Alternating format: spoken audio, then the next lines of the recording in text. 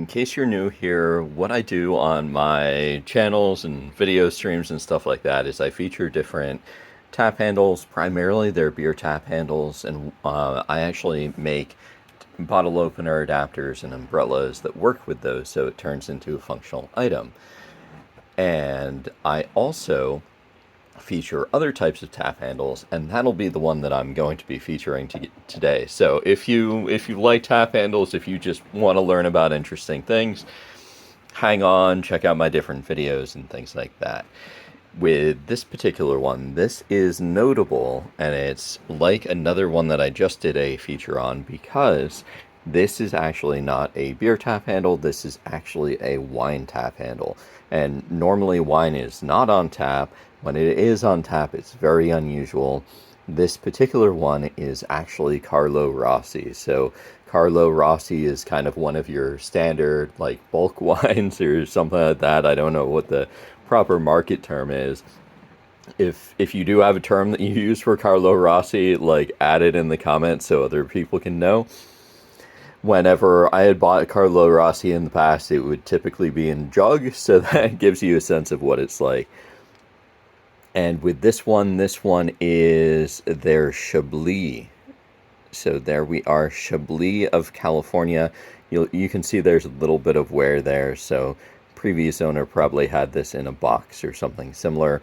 One of the things I think is super cool about this is that you actually have the little portrait there, which is a very unusual thing on a tap handle. A lot of times there will be images and stuff like that, but a lot of times it'll be a drawing or piece of art or something like that, or logo that's associated with the brand. So you can check out their Sarnak. It's got this kind of picture in the background, but for it to actually be a portrait of somebody related to the company is pretty unusual. And it does have this little area around it, so you'll notice that with some of the older tap handles, a lot of times they'll have reflective areas, so a silver or gold area, and you'll notice that even with the Chablis, that has a little bit of reflective property there.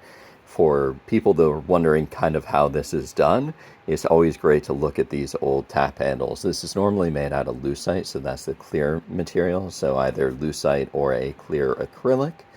And if you look in that, you'll see that it actually is a flat element that's just put in there, and that enables it to be seen from both sides. So as long as it's printed on both sides, then you'll have that image on both sides. So as opposed to doing two items, so one that's on the front, one that's on the back, which is common with any non-see-through materials, they can just put one item in there. And you'll also notice the way that these are designed, typically it'll be a flat back and then some sort of curvature for the front. And it's also a little bit unusual here, the way that they have that design, the way that it's a kind of straight rectangular area up there, curved, and then the attachment. And then another thing I do like to point out is the actual threading. So this is the normal tap handle threading, so you could throw this on a beer tap, you could use any of the adapters that I do, and this actually does not need to have an adapter. There's some that actually have a insert in there, so it has the proper threading. This one is directly threaded, so that means that this threading here is the proper threading for the tap.